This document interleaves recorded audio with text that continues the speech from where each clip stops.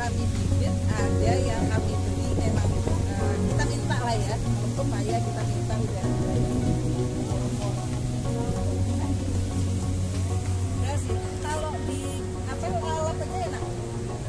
Nah, biasanya teman-teman kalau lagi makan mie seperti ini ya, dicampur itu. Pertama kali saya tahu bayam Brasil enak. Udah gimana? Ya memang ada teman-teman yang bawa, terus udah gitu di stek aja dia tunggu sendiri. Ini paling gampang. Paling gampang tahan panas juga. 8 tahun. Kelapa Gading. Kasihan. Enggak, saya ada anak saya tapi pindah ke Purwokerto, jadi saya yang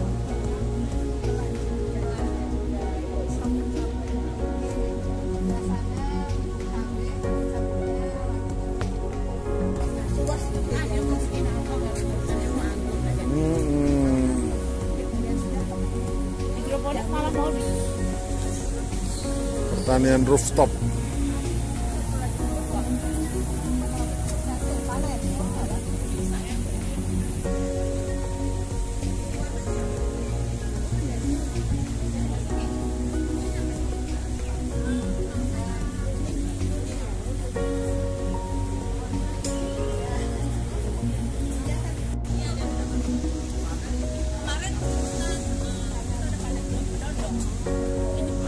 Bisa dimakan Bu sawunya? Manis banget. Oh, sawu batik. Daunnya Bu ini yang batik kan? Iya, daunnya ada coraknya.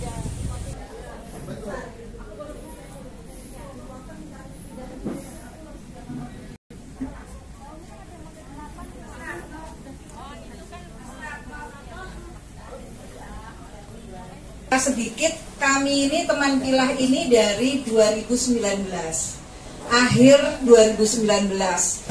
Kebenaran memang dari dulu saya suka dengan tanaman. Nah terus pas COVID di daerah sini, di jalan ini kan sepi Bu. Jadi ini tempat olahraga warga, terutama yang sepuh-sepuh kalau mau cari matahari ya di sini gitu. Nah itulah bermula. Jadi karena ngeliat orang bapak-bapak olahraga, saya tulisi tanamannya. Kalau ini namanya apa, manfaatnya apa. Hias itu ya cuma hiasan toh gitu. Tapi ternyata pas cari di Google gitu ya, rupanya banyak manfaatnya, ada manfaatnya banyak. Ternyata dengan berjalannya waktu, cari bolak-balik cari pupuk, cari tanah gitu. Akhirnya kami berpikir kita buat namanya Teman Pilah, dan itu sebenarnya fokusnya untuk pilah sampah. Nah, sampah yang organik inilah yang kami buat untuk media tanam. Dan sampai sekarang alhamdulillah ibu-ibu di sini ada yang buat Bu Rina di sini yang mengajarkan ibu-ibu semua di sini untuk bikin ekoenzim, kemudian teh kombucha, kemudian ekoenzim dengan turunannya, ada sabun seperti itu, ada bermacam-macam lah. Ada ampasnya ekoenzim juga kami simpan. Nah ini yang sekian dulu, mungkin nanti kita bisa ngobrol banyak. Jadi sudah terbiasa bekerja begitu. Nah ini pertama kali kita bikin lingkungan kita cantik dulu. Kita alhamdulillah ada Pak Joko. Selamat datang Pak Joko. Terima kasih Pak Joko. Nah jadi kita bikin lingkungannya indah dulu sebagian. Terus kalau udah indah, terus banyak tanaman, mudah-mudahan gimana sih caranya? Kami bikin pot-pot, kalau bapak lihat di sini nih dari Le Mineral Pak. Dari Le Mineral tadi kata Pak Kun, memang harganya nggak seberapa harga kalau kita timbang. Tapi karena harganya nggak seberapa, untuk itu saya bikin pot-pot dari Le Mineral, ada cat-cat, ada yang gambarnya kelinci, ada segala macam di situ. Nah, ini yang membuat daya tarik dulu, kemudian mulai 1, 2, 3 ibu-ibu pada datang, kemudian gabung, kemudian mulai tanamannya tanaman apa? Tanaman produktif aja. Tanaman produktif itu bisa ada, umpamanya kayak di atas nanti di Pesani dilihat itu banyak serai, ada jahe juga. Dan itu kan pasti buat masak. Dan yang juga menarik kalau memang di tanah saya tanam cabai.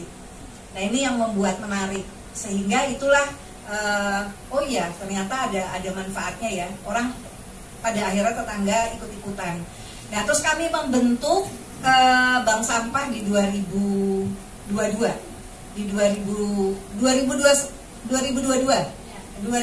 awal kami membentuk bank sampah yang bekerja setiap hari Selasa. Nah di sana itulah kerjasama dengan kelurahan ya, dengan kelurahan mereka yang ambil. Tapi memang warganya juga lumayan, ibu-ibunya mengumpulkan dari sampah-sampah, rajin juga ibu-ibu untuk mengambil dan membawa ke bank sampah setiap pekan di hari Selasa. Nasabahnya memang belum 1 RW, tetapi yang sudah masuk menjadi nasabah itu terus-menerus. Itu melakukan terus-menerus. Itu ya kita mesti rajin ya Pak, dan namanya komitmen dalam mengerjakan, apalagi ini pekerjaan sosial. Kemudian ketemu ada salah satu teman yang sekarang lagi di daerah, itu bertemu dengan Pak Joko. Pak Joko inilah yang mengenalkan dengan CSR dengan PLN. Jadi support dari Pak Joko untuk kami sangat membantu. Tepuk tangan buat Pak Joko, matur nuwun Pak Joko. Jadi PLN sudah membantu karena memang pertama yang dilihat adalah bank sampahnya. Belum melihat dengan tanaman produktifnya.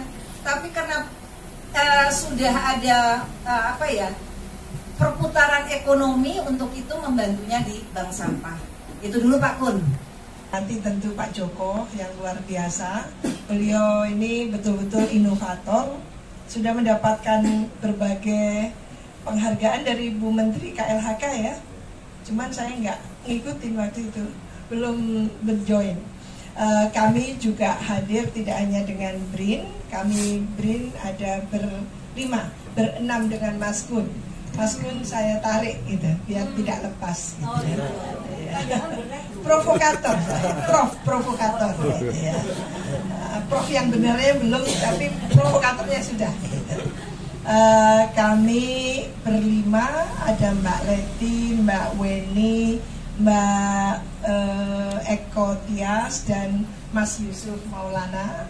Kami berlima, terus berenam dengan Mas Kun. Mas Kun tidak KLHK, tapi ikut ke inovasi. Besok lagi kita culik satu lagi nih. Kita bawa ke Sulawesi Tenggara, ke Konawe Utara. Karena dari Dinas DPMD tertarik tadi. Betul nggak Pak Udin? Pak Sukarjo. Beliau ini asli Sulawesi Tenggara, tapi namanya saya mau promoin gitu. Namanya Sukarjo. Diajak ngomong Jawa nggak bunyi. Sulawesi katanya. Ada Pak Budi juga ini, asli Sulawesi Tenggara. Ya, jadi ibu jangan keliru ya. Diajak ngomong Jawa kromo inggil, bingung nanti. Ini DPMD banyak, kebetulan ada yang sedang dengan Kemendes ya, 3, kemarin datang 6, ditambah 2 apa 3 ya? 3, ada 9, tapi Pak Sekdisnya justru ada acara gitu. Ya alhamdulillah masih 8 dari DPMD, pemerintah Kabupaten Konut. Lalu dari kepala desa hadir, ibu kepala desa hadir, sekaligus ibu kepala desanya sebagai ketua untuk pionir inovatif ekonomi, karena pintar masak.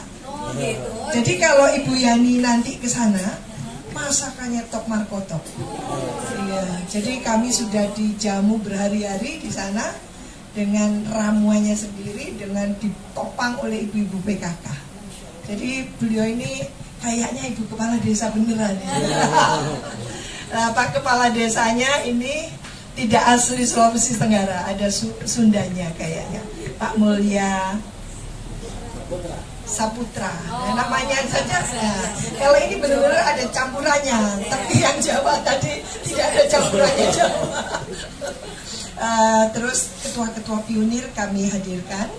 Jadi dari ekonomi iya, pemerintah desanya iya, heritage-nya iya, terus apalagi environment yang berkaitan langsung dengan ini, environment dan society. Kami 5, kalau diproklim cuma 1. Diproklim ya sudah environment saja. Kalau desa inovasi BRIN itu 5, harus dilakukan bareng. Makanya Pak Kepala Desa langsung tiut-tiut, kepalanya pusing gitu ya. Berat banget ini gitu. Maka kita bawa ke sini supaya tahu ada yang lebih berat lagi gitu ya. Dengan fasilitas yang sangat terbatas tapi bisa melakukan banyak hal. Jadi mengapa saya katakan bahwa uang bukan segalanya, tapi yang nomor 1 semangat, antusiasme, dan ada tekad nawah itu yang kuat. Maka apapun bisa diterjang gitu ya. Komitmen ditambahi oleh Bu Yani. Kita kasih tepuk tangan untuk dia. Komitmen itu alias jangan angin-anginan ya. Ya kayak iya oh hore habis itu gitu kan. Itu jangan. Terus bersemangat ya Bu ya. Saya tadi itu mau diajak ke atas, teman-teman bilang, "Mbak, bisa bener." Enggak apa-apa, Ibu Yani bisa. Masa saya enggak, saya bilang gitu. Saya kuat-kuatkan gitu. Jadi ada semangat di situ. Jangan lalu saya nggak bisa itu cengeng gitu kan. Jadi kita bisa. Kebetulan yang untuk membantu kaum perempuan juga, saya senang karena Bu Desa ini tidak pernah sebelumnya Bu Desa yang berkiprah seperti ini. Coba dibersani Ibu. Nah ini masih muda, cantik. Tuh Pak Desa, Bu Desanya cantik katanya. Tapi Bu Yani loh yang ngendikan ya. Jadi ini pinter masak, ya pinter macam-macam dan selalu senyum. Itu selalu senyum. Jadi untuk desa nelayan di sana itu Bu Yani itu asli nelayan.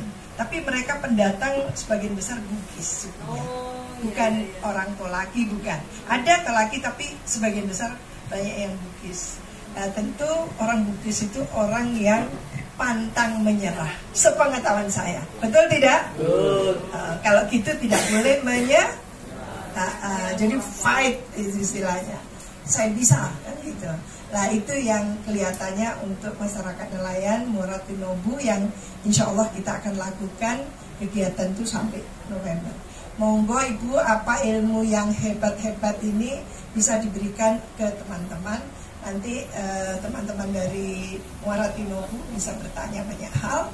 Semoga bisa mempelajari dari contoh-contoh yang kecil-kecilan ini, Bu Desa, kecil-kecilan.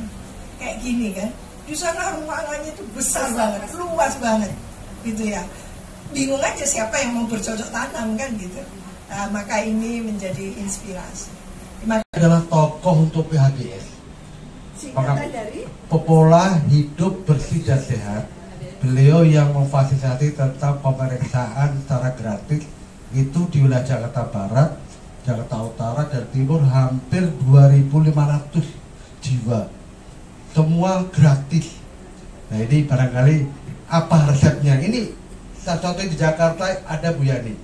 Kalau itu biaya berapa ini? Membangun sebuah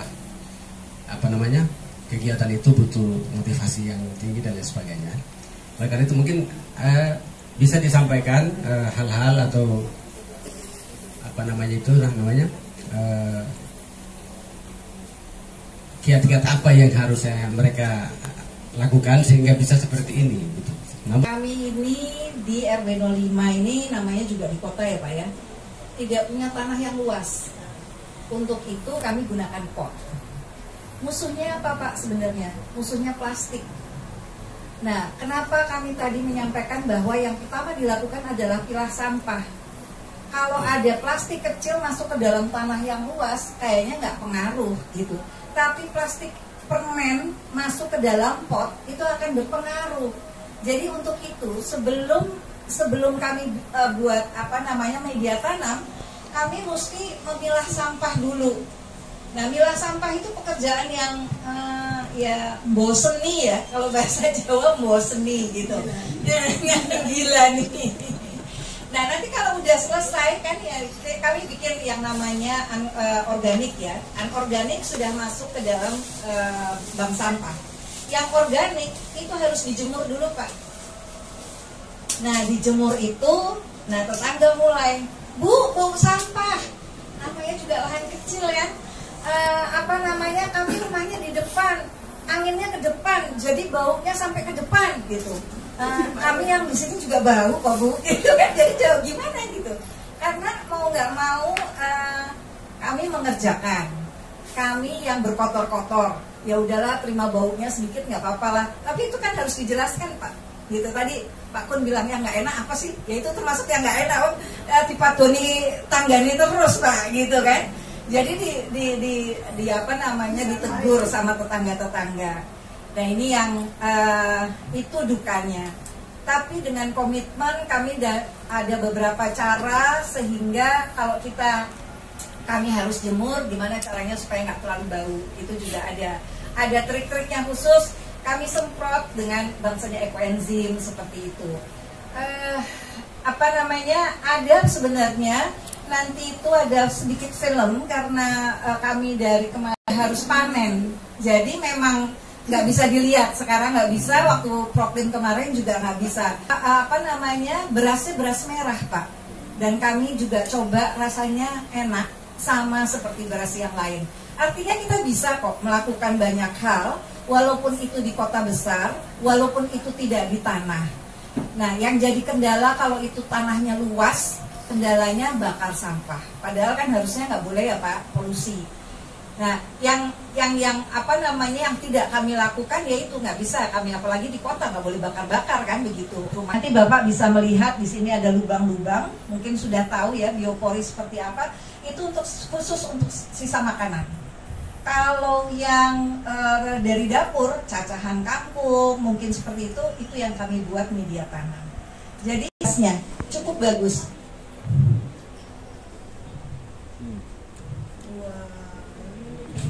Walaupun nggak banyak ya Bu hasilnya, karena waktu itu kami nanam berapa ya Mbak Rin? Spot ya, 120 pot. Nah itu ya nggak banyak hasilnya, namanya juga, dan sama ibu-ibu ya dialu, kan kita nggak punya alat ya, jadi ya dipukul-pukulin gitu supaya gabahnya berpisah. Ini yang kami bisa taruh pot lebih banyak, gitu kan, jadi ketutup gotnya. Jadi kalau umpamanya kami tidak melakukan banyak hal untuk hidroponik Bu, karena semuanya di sini organik. Sementara kalau hidroponik kan ada AB mixnya. Nah itu kok saya belum menemukan kalau umpamanya pakai ekoenzim, pakai POC itu jadi seperti apa. Itu belum dicoba. Tapi selama ini karena pakai AB mix, jadi saya nggak mau pakai hidroponik dulu lah. Satu listriknya gitu ya, terus yang dititipi juga mungkin nggak mau gitu kan. Nah untuk itu selalu pakai tanah. Itu butuh apa namanya lahan untuk naruh pot-potnya itu. Kalau mungkin nanti bisa dibantu. Saya pribadi dan teman-teman di Teman Pilah juga masih belajar nih Bapak Ibu. Jadi kita juga belum tahu A sampai Z-nya ekoenzim. Jadi dan apa yang kita olah dari ekoenzim juga baru sedikit gitu ya. Jadi ekoenzim itu adalah olahan dari limbah sampah. 60%-nya harus limbah buah. selebihnya bisa limbah dari sayuran. Jadi karena judul komunitas kita teman pilah, artinya kita berusaha memilah sampah. Selama ini teman-teman dari bank sampah sudah memilah sampah, tapi mereka lebih fokus ke sampah anorganik. Ya. Nah terus gimana dengan sampah anorganiknya? Ya. Itu kan sampah juga, dan sampah anorganik itu sisi negatifnya adalah baunya kurang sedap. Terus iya kan Bu, dan problemnya kalau udah numpuk di Bantar Gebang itu katanya bisa memicu gas yang berbahaya, namanya gas metan. Terus kita di lingkungan juga pernah punya kendala, sampah kalau nggak diangkut berhari-hari itu jadi sesuatu yang nggak nyaman lah buat warga. Nah akhirnya kita inisiatif cari tahu, nah ketemulah dengan ekoenzim. Nah ekoenzim ini kita olah berdasarkan jadi ada rumusnya 10:3:1. Jadi sampah organik ini kita olah menjadi ekoenzim melalui proses fermentasi minimal 3 bulan. Jadi 10-nya itu air, 3-nya itu bahan organik, artinya sampah organiknya, 1-nya itu pemanis. Pemanisnya bisa beragam, Ibu bisa pakai apa aja tergantung pemanis yang murah yang tersedia di daerah Ibu masing-masing. Di sini kita teman pilah udah coba dengan molase, udah coba dengan gula merah, dan terakhir malah kita udah coba pakai gula pasir. Karena kita pengen tahu apa sih kelebihannya masing-masing itu apa gitu ya. Cuma itu pun belum kita ibaratnya belum lulus lah, masih mencari tahu, masih mengumpulkan testimoni ini kelebihannya apa, itunya apa gitu masing-masing. Ini Bapak Ibu, ini ekoenzim yang kita buat dengan menggunakan molase. Molase itu kan limbah dari pabrik gula tebu ya. Jadi dan warnanya itu molase itu seperti kecap Bu, pekat, kental dan coklat gelap gitu. Jadi ekoenzim itu warnanya dominan rata-rata coklat, tinggal bervariasi coklatnya, ada coklat tua, coklat sedang sampai coklat muda lah ya, tergantung dari pemanisnya. Nah ini karena kita pakainya molase, warnanya gelap banget.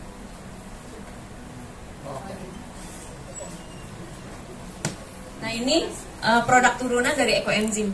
Dari hasil panenan ekoenzim, teman pilah coba lagi bikin sabun ekoenzim ini tokcer banget Bu untuk cuci baju dan cuci piring. Tapi dari beberapa referensi yang saya lihat di YouTube, ternyata ini bisa buat mandi juga. Cuma teman-teman di teman pilah belum berani rekomendasiin untuk iya, padahal dia kan bahan dasarnya itu ekoenzim dipadu dengan mes itu metil sulfat gitu. Nah itu katanya memang bagus sebenarnya buat kulit, cuma di teman kita pilah kita belum pakai untuk badan, kita masih dominan pakainya untuk cuci baju sama cuci piring. Ini klasik enzim yang belum kita panen. Ini kita bikin dari 27 buahnya ya Ibu. Jadi kalau ekoenzim kan nggak bisa diminum, jadi pemakaian luar semua. Kalau Bapak Ibu ingin tahu manfaat ekoenzim, kita pajang juga nih di sini itu aplikasi penggunaan ekoenzim. Ada di sebelah sana juga kita pajang. Jadi banyak banget manfaatnya. Pilah klasik enzim yang kita panen. Karena tingkat kesulitannya lebih tinggi klasik enzim dibanding ekoenzim, kita di teman pilah baru sekali coba bikin. Tidak ada Bu, hanya saja ada 2 tempat ini yang kami kunjungi. Pas masuk itu sangat berinspirasi untuk kita semua untuk pulang di desa kami. Banyak sekali yang bisa kita ambil pelajaran dari 2 titik ini yang kami ketemui. Semoga kami bisa lebih baik lagi dari 2 tempat ini. 17 RT, di RW 05 itu ada 17 RT. Umpamanya RT 1 dan RT 2 itu menanam hal yang sama, menanam obat keluarga, toga. Toga itu kan juga diantaranya juga banyak yang jadi bumbu ya, seperti serai, jahe, itu kan juga jadi bumbu dapur.